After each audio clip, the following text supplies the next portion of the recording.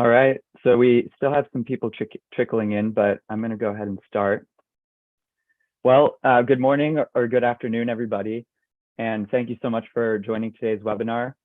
My name is Nate Graham, and I'm the program manager for the Energy, Climate Change, and Extractive Industries program at the Inter-American Dialogue. So on August 7th, Gustavo Petro will take office as Colombia's first leftist president, having promised an overhaul of the country's economic model. And Colombia's energy sector is at the center of his plans, which include a cease in new oil exploration and fracking pilot projects, as well as an acceleration of the transition to renewable energy, which has already picked up the pace under the outgoing Duque administration. However, Petro's vision for Colombia raises numerous questions about the country's energy security and self-sufficiency, its economic stability, and the future role of the state oil company, Ecopetrol, and workers in the fossil fuel industry.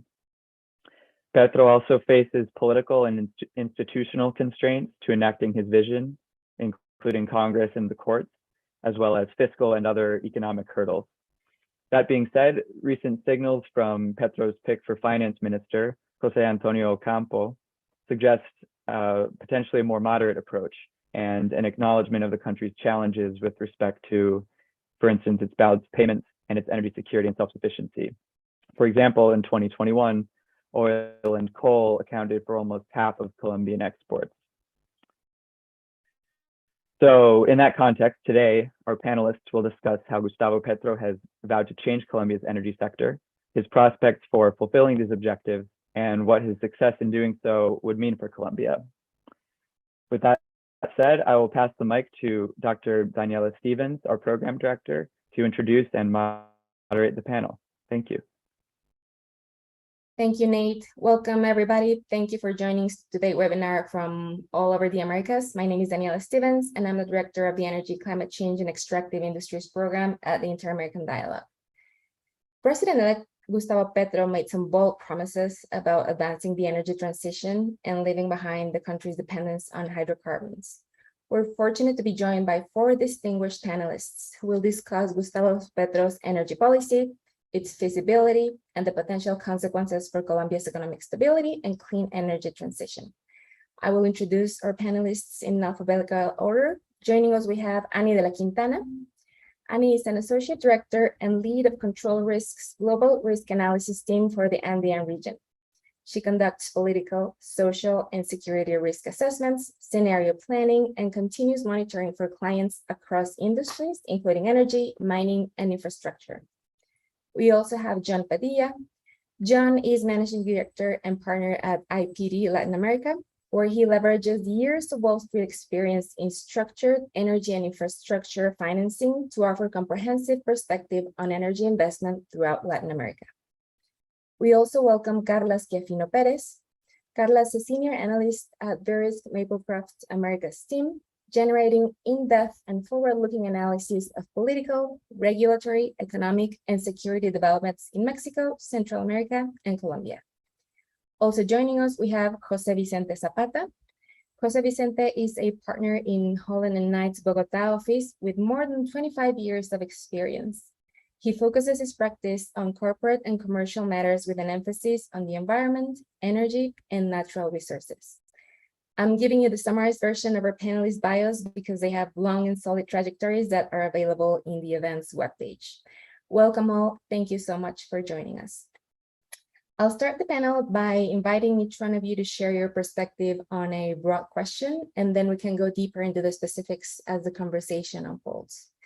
We will have time to hear from the audience too, so we ask that you send your questions using the Q&A function at the bottom of your screen. Let me begin by framing these broad questions. From then we will proceed again in alphabetical order with your answers. Petro has promised to halt new oil exploration and fracking and to accelerate the transition. However, his choice of finance minister seems to take him in a more moderate direction. What specifics do we know about Petro's energy policy proposals at this point on 2 fronts, on fossil fuels and on renewable energy? Annie, let's begin with you. Thank you for the invitation. It's a pleasure to be here and be part of this conversation. I think in order to address this question, we need to understand two things. And it has to be to do first with the campaign promises that Petro did during many months, and really distinguish what was his campaign promises and what is actually doable while he's in government. In the risk consultancy industry, we call this the difference between intent and capability, and the gap between what is actually is what we measure and provide a nuanced perspective of the likelihood of how this rhetoric can become a reality and the timing in between. So when he talked about energy proposals that are very linked also to the mining industry and extractives, he said that from day one he would halt exploration and he will halt fracking, and he will also, part of his agenda, a very ambitious agenda, he will be fostering renewable energy. And in Colombia, we have a very strong institutional framework and regulatory framework for that. So it's something that he has committed to advance. However, as you well said, his possible minister of economy or finance minister Ocampo has said that this is really not going to happen as from day one. He actually explained that given this energy transition is going to take about 15 years, and this has to be very progressive, and it has to do also that Petro has in recent weeks has a very positive and favorable image, and we think that is because these moderate stances and the choices of ministers that he has already announced has somehow reduced the anxiety of the markets and clients across the industry. So I think it's going to be much more nuanced, much more moderate than his campaign promises. Thank you, Annie. John, what do we know so far? Well, I think right now we're still in the tea leaf reading exercise. What we've seen so far, what we know for certain, is related to fracking, right? So we saw Minister Mohammed named as the Minister of Environment come out immediately and say that she was going to be against fracking, and they're going to look to make it illegal. Following week, we had the Consejo del Estado basically ruled that things were legal. So what was achieved? It depends, I guess, on your perspective. If it's political, then for the more kind of hardcore supporters of Pacto Histórico, that was a win. Economically, it was definitely put market jitters on the table, and it certainly impacted the peso. So that's what we know right now. What we don't know is then what's going to happen with Ecopetrol.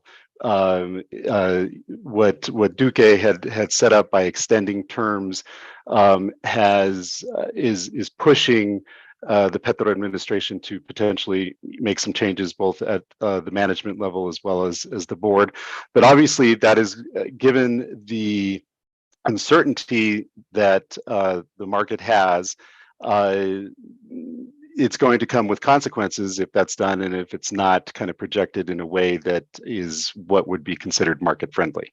So the issue is that energy and mining is really the bellwether for the overall economy, and it's a dynamic right now that is really complicated because of the fact that Colombia has the levels of debt, has debt to GDP in excess of 70%. It's got high inflation, it's got high unemployment still. And these, given the fact that basically oil and gas and mining represent 50% of exports and roughly about 15% of government revenues, it matters, right? So, I think we're all still in that exercise of trying to figure out what's going to happen. I think that they have to hit the ground running. So, in less than 11 days we're likely to see.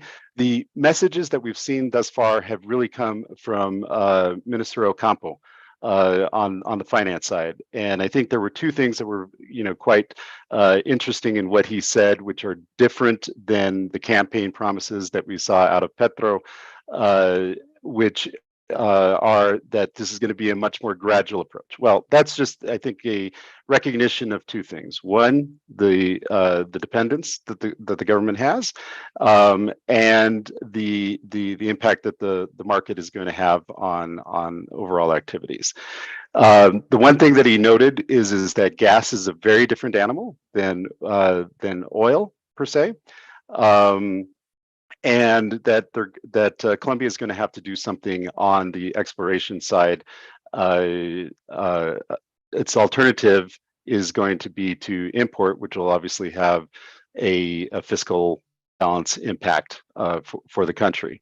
And I think the other nuance is just on the oil side, that when you say you're going to stop new contracts, well, if you actually take a look over the last few years in Colombia, greenfield activity has really been quite minimal. And a lot of it is because of the community issues that I think we're going to talk about as we go through this.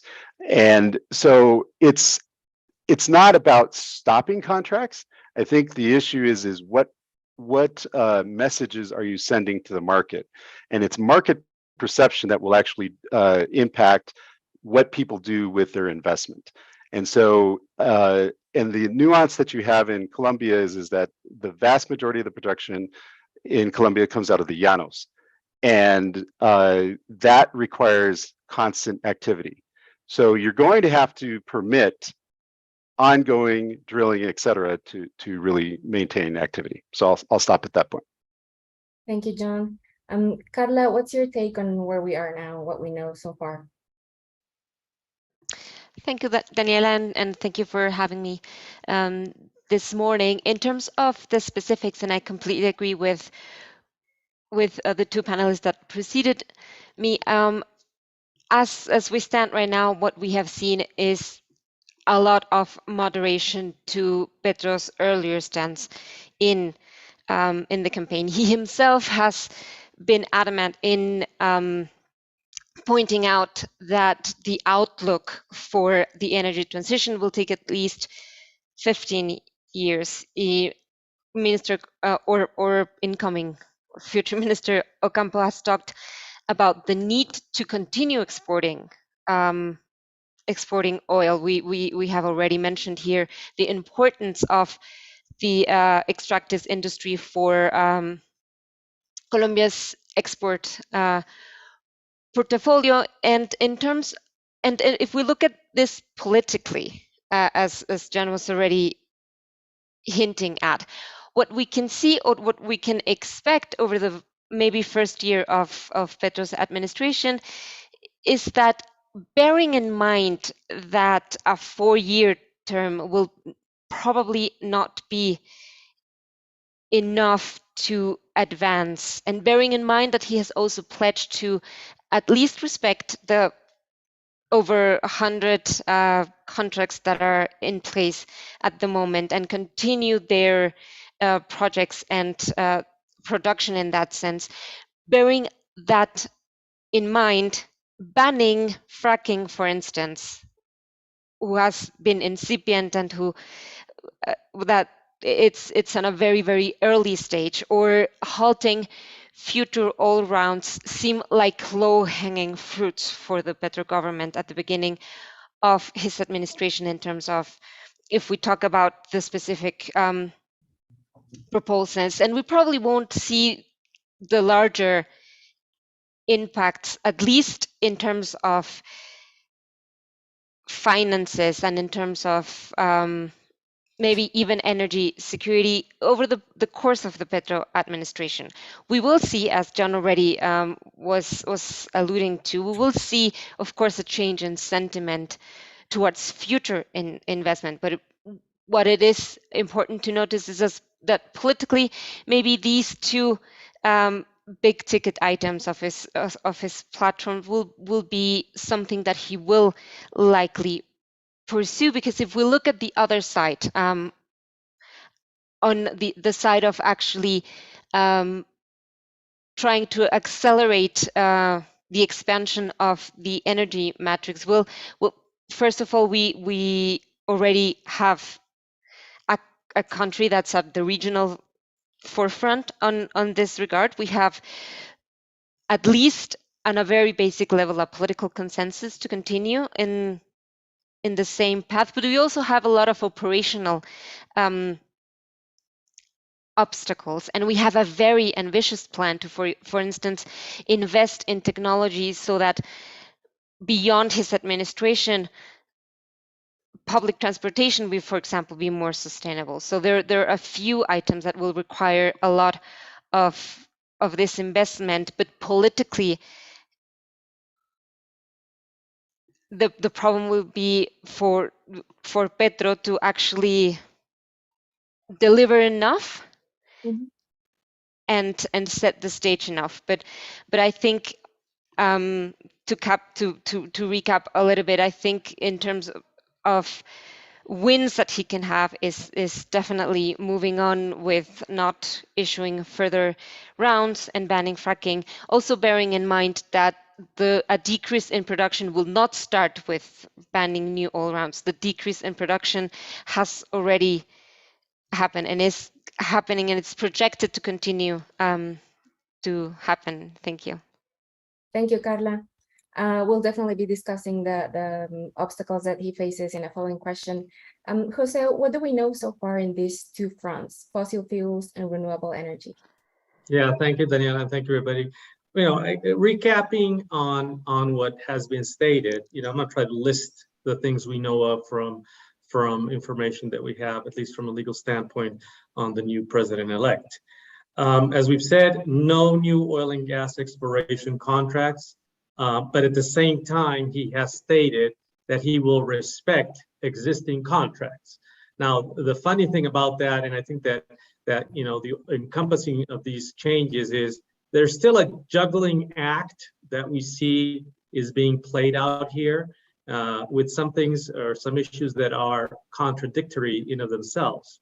So you're saying no new contracts, you will respect pre-existing contracts, but you also say, as part of this new upcoming policy, no pilot projects, no fracking activities. But those are contracts that have already been executed, that already have environmental licenses. So you start to say, okay, well, where is this headed from a practical perspective, given that you have up and running contracts that are going to be respected, but at the same time, you're saying that no fracking that has contracts that have been executed. Those are the type of things. So one, those new oil and contracts. Two, no fracking definitely is sort of the message today, which is very complex because, from a practical perspective, as John was also mentioning, on the 7th of July, we had the new ruling from the highest court of the land on fracking. And the highest court of the land said, by the way, the rules of the game for fracking are very clear, they are valid, they respect social and environmental concerns. So you're sort of, again, in the juggling act where a new government is going to be saying, well, the court said that, but you know what, I don't like it. And those are things that will trigger, complexities that definitely have to be assessed. He has indicated that there will be an elimination of tax benefits for mining oil and gas companies. There will be, curiously, you're eliminating tax benefits there, and you're not very favorable to oil and gas and mining, but at the same time, he is saying there will be protection to traditional miners, which has also been a very complex discussion in that juggling act, because there's a lot of tradition, I'm going to call them the real traditional miners, and then there's a lot of illegal mining activities which try to uncover themselves or cover themselves as traditional mining. So that's also another juggling act that we'll see. And he has signaled that the offshore projects may be not advancing as one expected. And for the first time in Colombia, we have now very active offshore activities evolving right now, which are essential for the development, again, of reserves and for the development of the energy transition. So those are the first package of things. He has also indicated that definitely in the energy transition, Colombia will be leading this energy transition. So that piggybacks on regulations and matters that were evolving since 2015. But at the same time, if you cut the tax benefits for companies, then you're so affecting even the model for renewable energy activities. So again, another juggling act there. You eliminate benefits that are needed for much required renewable energy that has been moving forward. The benefits there were locked in for 15 years. Are those benefits going to be changed? Are they going to be? Or is their recognition going to be changed? Whatever. That is another example.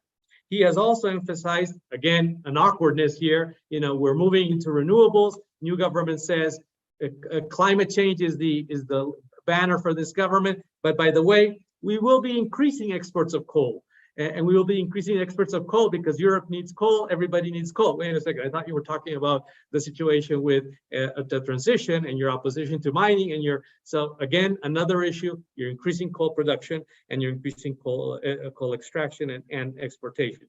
Something that he has mentioned, which is very tricky, you were saying it, Carla, which is the exports of crude oil into the future. Colombia, half of what we produce is what is being consumed at the refineries in Colombia.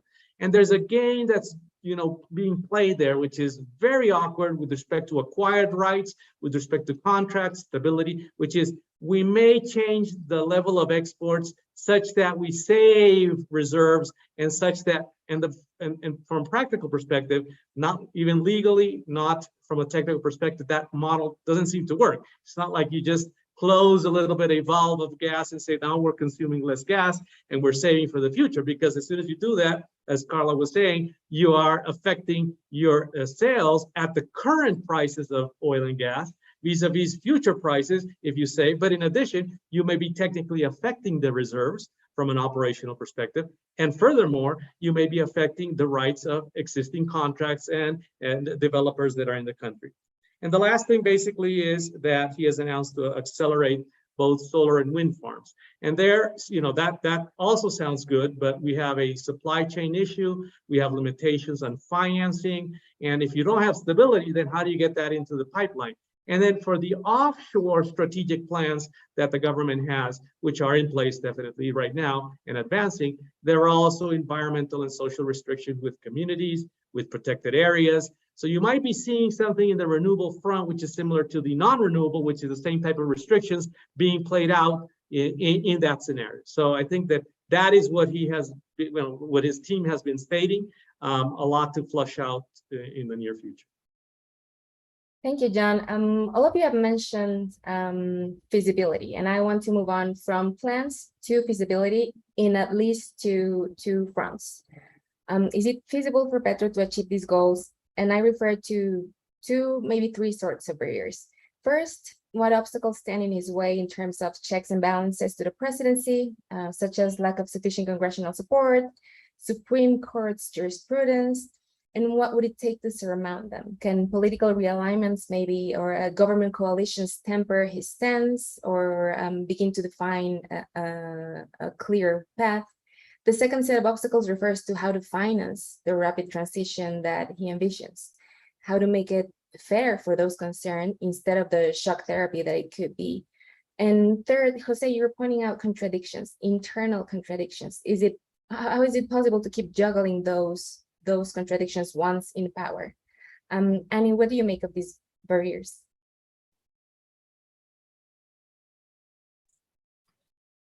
Thank you. Yeah, to start with, with the obstacles in a revision of the checks and balances, I think Petro has managed to build a strong alliance in Congress, which is yet to be confirmed. We have to wait until September to actually see those alliances being effectively formalized. But Congress has been already established a few days ago, and they already distributed how the commissions in the Senate and in the House of Representatives are going to be like. And in that regard, we have seen that the most important specifically for the sector, which is Commission number 5, is headed by somebody very affiliated or aligned with a historical pact.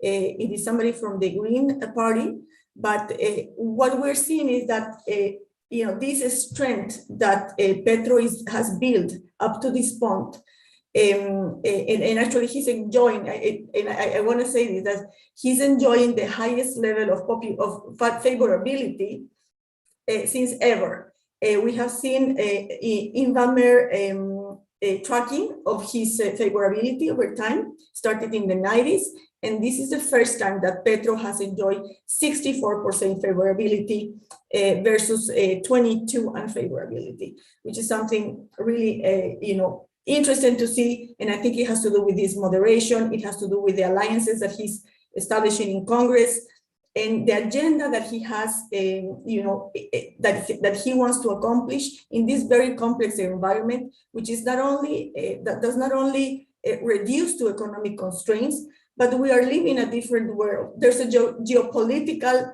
problem going on. There's these conversations with the United States. There's other conversations, regional conversations, that he will have to effectively, take action and realize that, this whole talk about nearshoring, building these alliances at the regional level with the United States and everything is something that, cannot be dismissed even, from a considered very leftist president. So, he has this alliance in Congress that for now seem to be strong, but this is yet to be seen. This distribution of the commissions, especially commission number 5, has been very important.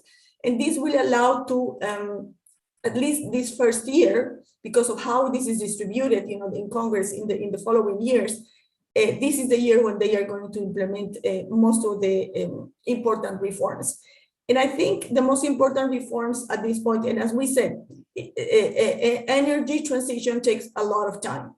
Right now, the most important reform is the tax reform.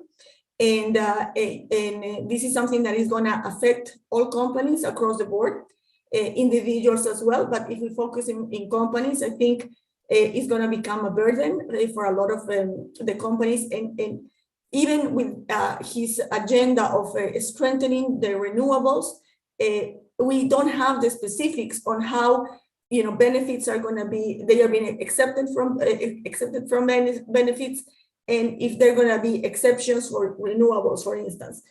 And I think it's, this pro-government coalition and the way politics work in Colombia right now seem to be strong, but it doesn't guarantee that in the future he has a blank slate to just pass any legislation he has. Considering what you said about other constitutional or checks and balances institutions, we have a court that is currently, it has 9 members, from which all of them have been, still have a mandate. He will only be able to, from those 9, he will be able to change 6 of these members that could probably be people aligned to his views, but he will only be able to do that change, a first change on the first year, a second change on the second year, and the third change of 4 of them in the last year. So, this is a court that will effectively be,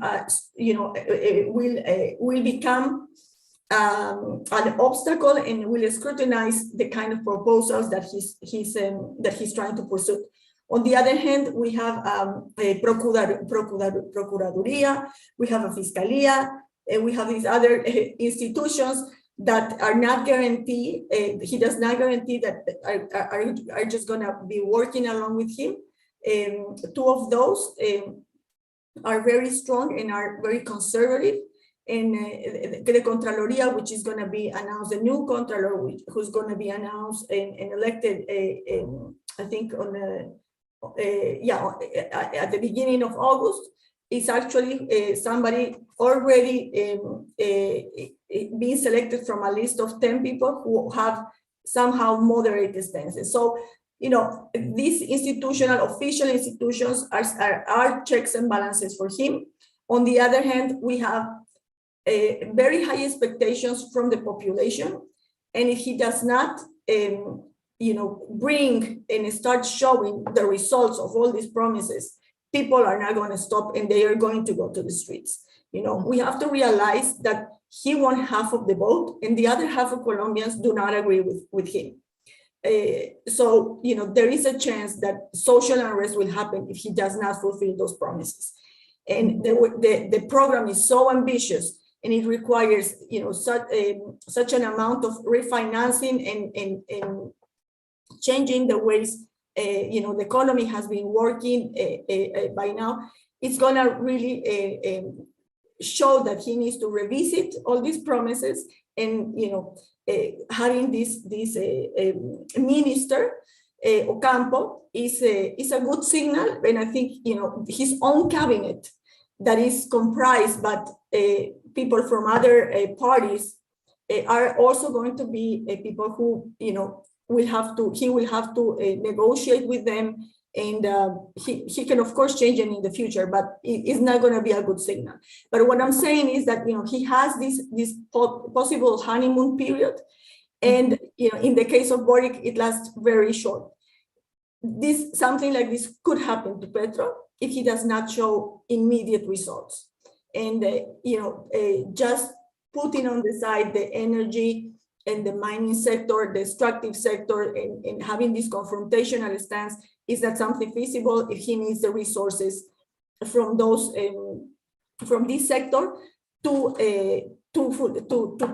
accomplish this very ambitious agenda. Thank you, Annie. Annie mentioned the courts, the attorney general, how fickle political alliances can be. John, what do you think stands in Petro's way? Well, I think obstacles are all around us, and so there's not a lack of obstacles whatsoever. So let me pick up on a couple of themes that Ani laid out that I think are relevant, and two that I would point out. One is compromise, and the other is the short honeymoon period.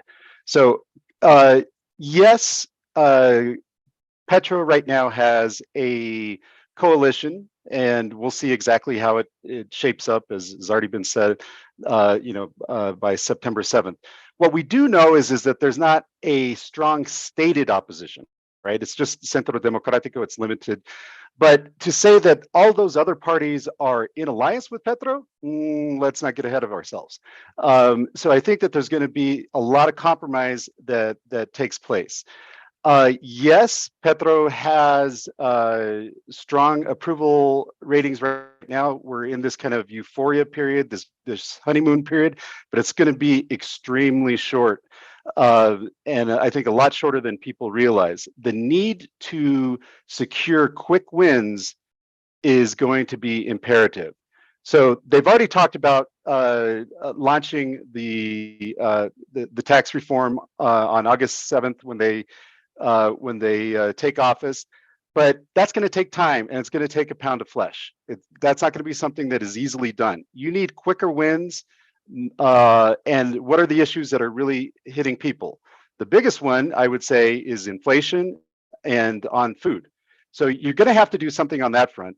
The fuel subsidies is something that we've seen the kind of the ramifications of elimination of fuel subsidies in places like Ecuador and Panama. But fuel subsidies don't necessarily target just strictly the poor.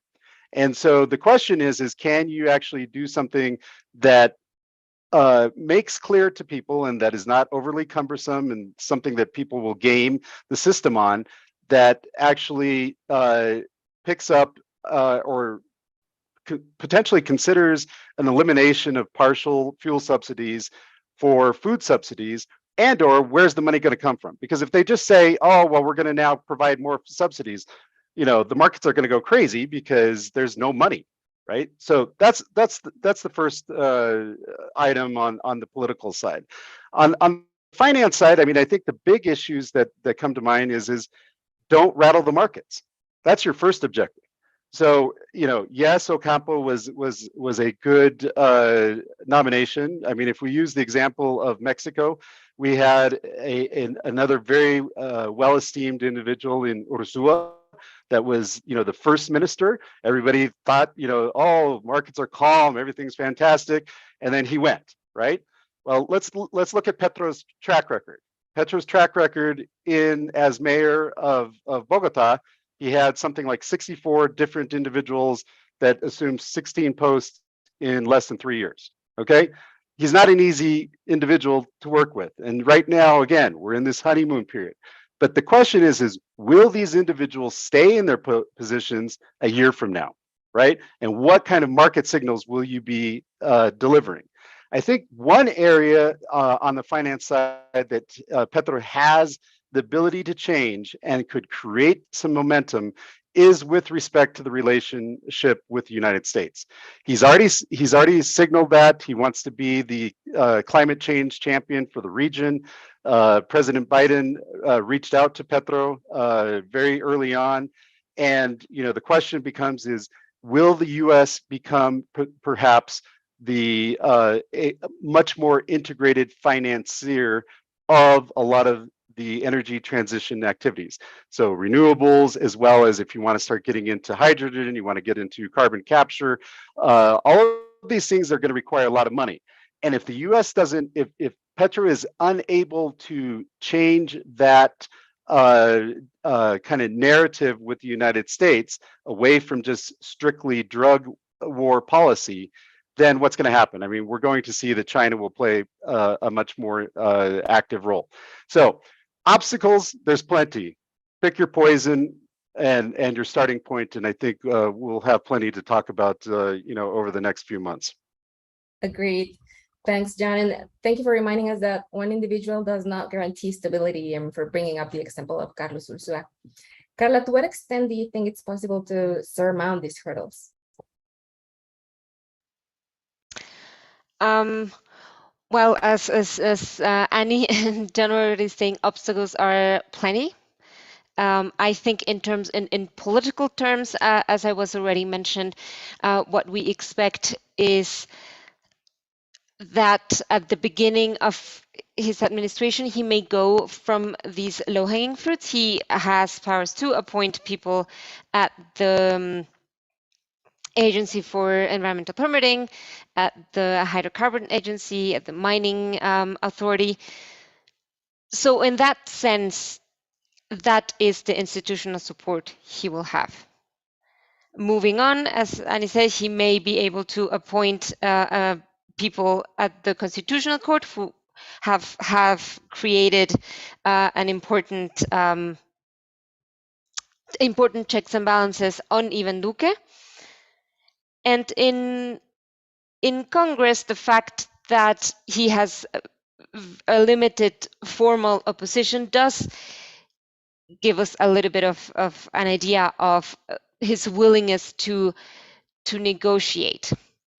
However, the risk there, and we have already mentioned this, John and Annie mentioned, is how much appetite, not only from the people eager to see some changes, and changes in a structural sense, not only their day-to-day, but if we look at, for instance, the demands that were on the streets last year and in 2019, they go back to really structural changes. So I think a way that Petro can surmount or at least mitigate some of the risks of this honeymoon period being really short is precisely by appealing to a sense of urgency, a sense of we need to tackle what we have in front of us, and we will lay the ground and we will do the groundwork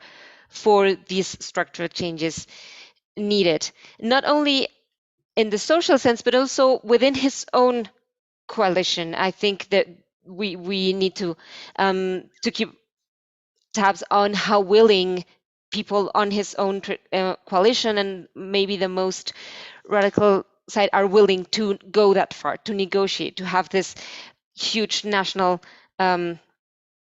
agreement and this consensus government that for the markets actually sound pretty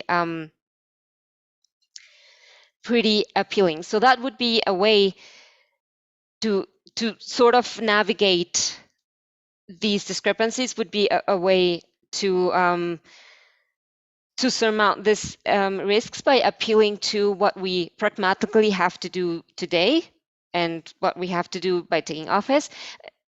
A fiscal reform will be important, not only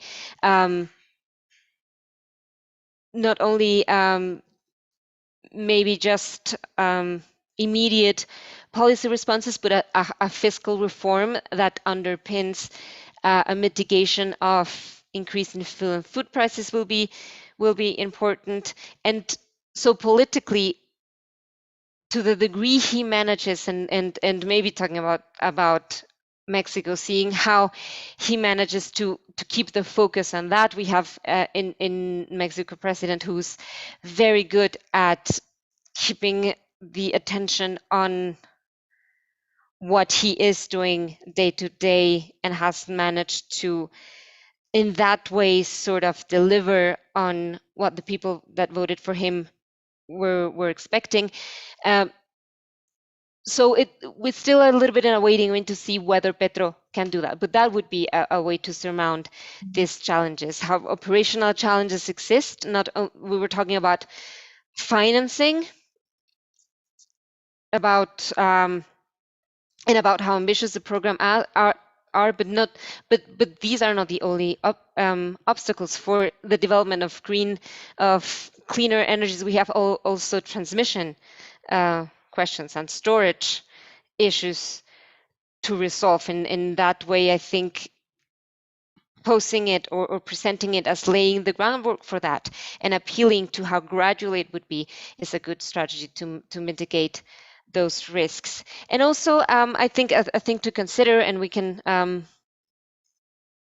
refer to this in other parts of our conversation, but also think to consider is that Petro comes in with already some of the way having been advanced by the Duque administration, with an Ecopetrol who has been one of the NOCs in the region who is more advanced in terms of their strategy to move to cleaner energies, with a program on green taxonomy that is also one of the most important regions, a program to issue green bonds and domestic green bonds, one of the first in the region. So there's a lot of the way already been paved for Petro, even if these processes will not take 4 years. They will probably not take 8 years into the next administration, but just focusing on these low-hanging fruits can politically be viable, and also taking advantage of the way that has already been gone can also help mitigate these risks. Thank you. Thank you, Carla, for bringing our attention to another set of obstacles, the technical hurdles. And Jose, you mentioned such fascinating internal contradictions. What's your take on the obstacles that stand in Petro's way? Yeah, thanks. I'm in agreement with everything that's been said, and I think that as has also been stated, I think these are such interesting times that you have the benefit of being able to be strategic. For those that are already in a country like Colombia, there are opportunities if you are strategic and analyze all these issues appropriately. And for those coming into countries like Colombia, I think that there are also very interesting opportunities. The checks and balances, is a great part of how this will play out. And I'm going to just list them just so you know where they are, because some of you have already mentioned them. For me, there are 9. 1, the courts. 2, Congress. 3, the internal executive branch and how agencies are appointed, how directors, ministers are appointed. 4, the private sector itself and its role. Carla mentioned communities, those that elected this government, they're going to expect something. The parties themselves, 5, 6, 7, the Attorney General, the Procurator General, the Comptroller General. 8, the international institutions, financial institutions, human rights institutions, etc. And last but not least, the economy itself. So when you look at all that, I'm just going to refer to 2 because of the time constraint. But when you look at that, look at this. Yesterday, Escazú, which was been on the table for some time now in Colombia, is now moving full speed ahead. And that was direct, first, as John was saying, first achievement, not even in office yet, and you already have Escazú approved. He will say, I did it. It was the integrated vision in Congress. So you're starting to see that type of thing. So I think there'll be two playouts. Tax reform, very tough, but Escazú, good victory, good initial victory. And those are the types of things you're going to start seeing, for the next couple of months. On the court side, for me, this is like the courts, the high courts I'm referring, aside from the changes that have been mentioned, which in fact they will take place and will generate changes also from the position of the courts. But this is something so internationally awkward, not only in Colombia, but generally. What has happened in the US. In Colombia, we just had this ruling saying yes to fracking. You're kidding me. We had how many rulings saying that these types of things, and now you're saying, yes, you can, it's perfect. Rules are good. So what you're seeing at the court level in the checks and balances is also a shift. When you look at all this, Congress, the agencies, the Attorney General, something that I think is going to happen for the first, I'm going to call it the first year, is you're going to see that first year, for the first time in a country like Colombia, a lot of entities, agencies, offices, all sort of saying, this is the way to go. A lot of folks being fully alienated with what's going to move forward and how it's going to move forward. For the first time, the courts are going to sound like government. Government is going to sound like courts. Courts are going to sound like Congress. But then how that plays out after is what you have to analyze strategically in the checks and balances and being able to long-term overcome appropriate hurdles. If you get into that game, it's a very dangerous game because it's going to change. So for now, you have a lot of alignment that is going to change, and that alignment is going to generate changes themselves, regulations, rulings, etc. What happens after that is what's going to be tricky, and that's what everybody has to be preparing for vis-a-vis these issues we've been discussing. Thanks. Thank you, Jose. And now I have a loaded question. I will give you a menu of items, and you can choose what to discuss in your comment based on your own expertise, be it legal, financial, or risk assessment. So what are the prospects for Colombia under Petro if the country holds exploration, production, fracking in terms of, and here comes the menu, FDA and finance, fiscal stability, inflation, monetary and exchange rate stability, energy self-sufficiency, labor and labor relations. Somebody in the chat mentioned nationals and national relations in terms of the royalties that departments receive and the social support that can spur. The role of Ecopetrol that a few of you have mentioned, social licensing and the Escazú Treaty that Jose brought up, gas, which John mentioned, the consequences for coal importers, especially given Russia's invasion of Ukraine. I know each can tackle a different angle, so feel free to comment about any of these items. Annie, let's start with you again. What are the prospects for Colombia in any of these fronts? Thank you. I'm gonna talk briefly about the fiscal situation and why it's so important that the tax reform happens, and what does it mean for the agenda, as I said, the very ambitious agenda, not only in the energy sector but across the board. Although fiscal indicators have improved, but sustaining this will be very difficult. We see projections of, in July 2012, that we see, the public debt is going a little bit down, but public debt and the fiscal deficit have been reduced over the past 12 months, thanks mainly to the faster than expected growth in the high oil prices. The oil price spike alone is not expected to add an additional 1% of the GDP in public revenue in 2022 and 2023, which most of the windfall coming next year. However, both of these drivers will lose momentum over the next 18 months. Growth will slow due to the central bank interest rate hikes, while oil prices will likely fall amid a global economic slowdown. So this means that maintaining progress in fiscal consolidation will be very difficult and will add to the political momentum behind a tax reform that increases the revenue. I know that there's a lot of topics to talk about, so I'm just going to stop here and let my other panelists talk. Thank you, Annie. John, as an expert in the finance world, what potential impacts would you like to discuss? Well, I'm actually going to kind of turn the question on its head, and I think right now, again, we're still trying to figure out and where things are headed. And I think it's important to kind of step back, because we're going to see a watering down of proposals. I think one of the things that we haven't talked about is just the internal tensions within the Pacto Histórico. I mean, Francia Marquez is absolutely, along with some other individuals in the cabinet already, are going to put a lot of pressure on Petro. So there's going to be compromise again, and I think that it's very difficult to kind of assess where that's all going to fall out. All we can say with certainty is that that's going to have an impact, and it will change the proposals, and it will change the kind of strategies that ultimately emerge. I think the one area where we could probably see some quick success and quick wins may actually be on the foreign policy side. And so, Alvaro Leiva's, nomination as the new incoming minister, a very,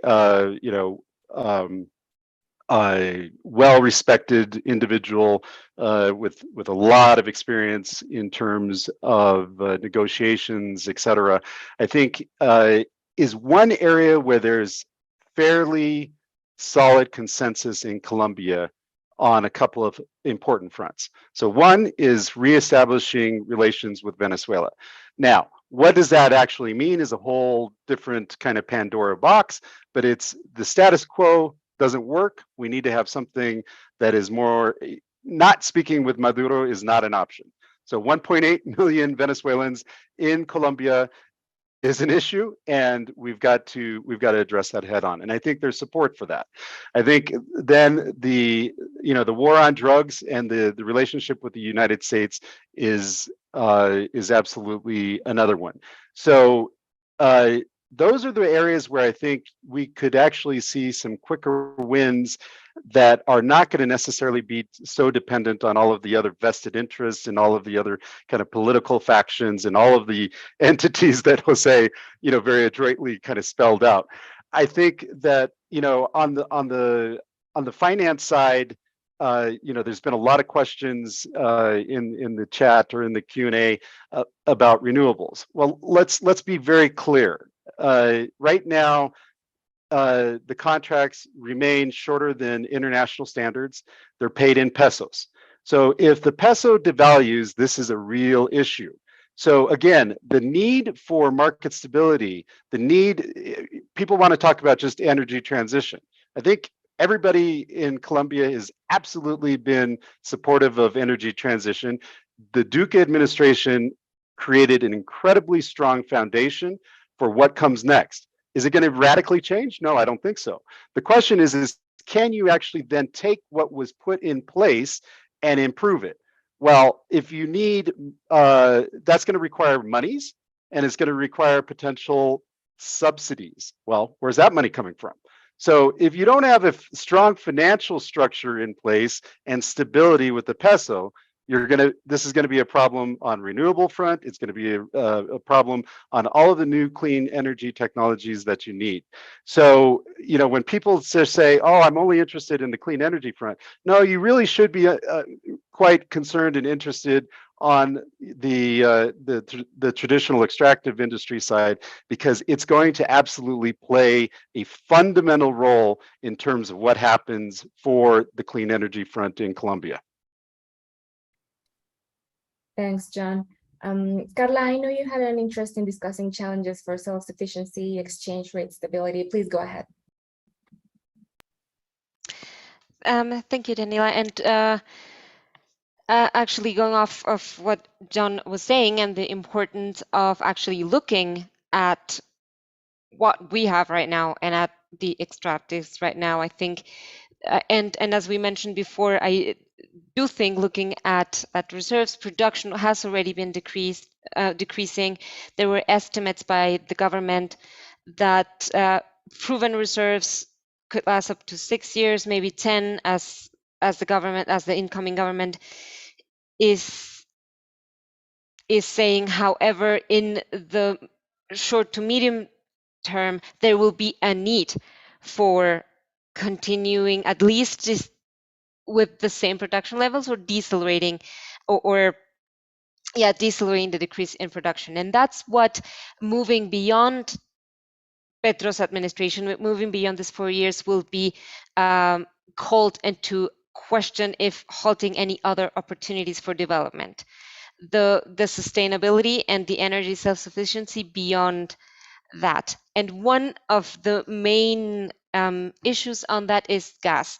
The development is in gas and proven reserves in gas will last fewer than this 6 to 10 years. Even Minister Campo or incoming Minister Ocampo has mentioned this is something that will still need to be developed, and so closing the door on offshore and on non-conventionals could have an impact on that, especially thinking that there are fiscal and financing and operational challenges to actually speeding up energy production through clean energy in this short amount of time. So those would be, in my opinion, the main impacts in the energy self-sufficiency side. If we talk about the social side as well, there is one important thing to consider, and is the role royalties play in actually financing development in rural areas. So that will be an important issue to address by the new government, how to actually continue expanding these benefits in these programs. We saw a change in the royalty system with President Duque that changed a lot of the equation for investors. But if we take away that, and actually, as the president has proposed, put it into an energy transition fund, then you may be taking away important funds to actually finance these development programs. So that will be another impact to consider in the social front. And beyond that, looking into the next 4 to 6 years in how also human capital in these areas will change, and how much it will cost the transitioning them into these cleaner energy programs will also potentially have an impact into labor, into the labor relations, and directly talking about the investors now, directly will likely impact the social license to operate of this projects moving forward. As we have talked about, they are some low-hanging fruits that Petro can do, thinking that maybe the largest impacts will not be seen in this next 4 years, but they will necessarily have to be considered by investors. Thanks, Carla. Jose, I'm sure you have an acute sense of what to expect from a legal standpoint. What's your take on these matters and on what your colleagues have mentioned before? Yeah, I would say, very briefly, I think that I still think that in Latin America in general, we continue to live under what I call the paper myth.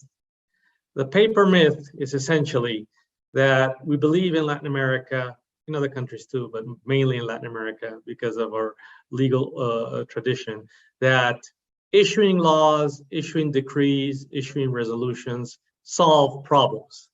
So we issue a law and problem solved. It hasn't been implemented. There is no effective implementation. Problem solved. The law has been issued. A decree has been issued.